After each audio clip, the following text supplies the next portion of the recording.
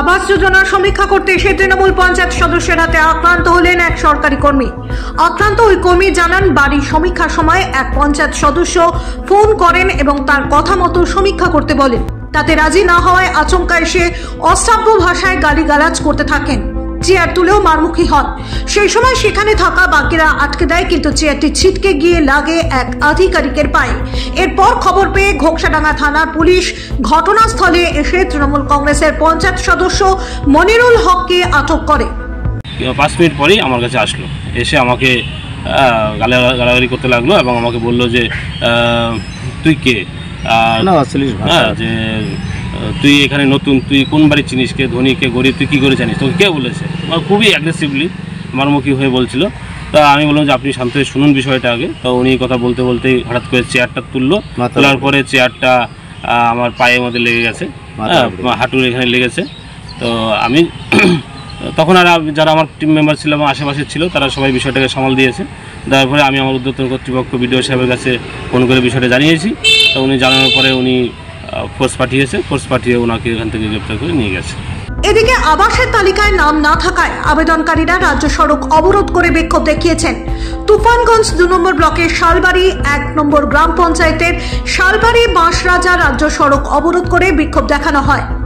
শেষ পর্যন্ত তুফানগঞ্জ 2 নম্বরের বিডিও দালাকি লামা ও ওসি নকুল রায়ের আশ্বাসে উঠে যায় অবরোধ।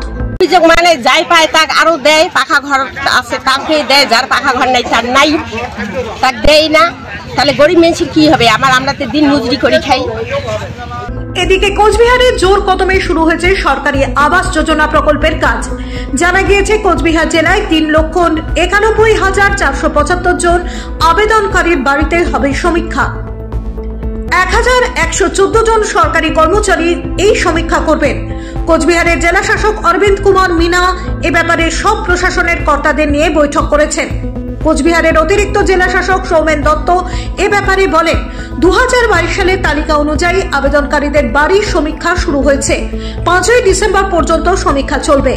জানা গিয়েছে, সমীক্ষার পরে আবেদনকারীদের তালিকা অনুযায়ী 1,20,000 টাকা মাথাপিছু পাবেন বাড়ি তৈরির জন্য।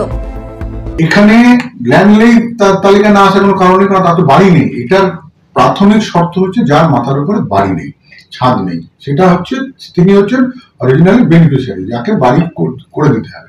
এবারে এমন হতে পারে তিনি ইরিগেশনের জমিতে আছেন, তিনি খাস জমিতে আছেন, তিনি পিটার রোডের জমিতে আছেন, রেলের জমিতে আছেন, কিন্তু এটা তো ঘটনা যে লোকটার বাড়ি নেই, এটা তো ঘটনা।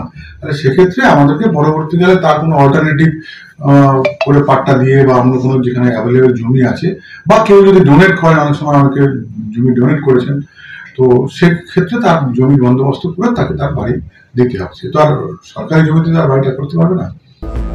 ব্যুরো রিপোর্ট, বাংলা দর্শন।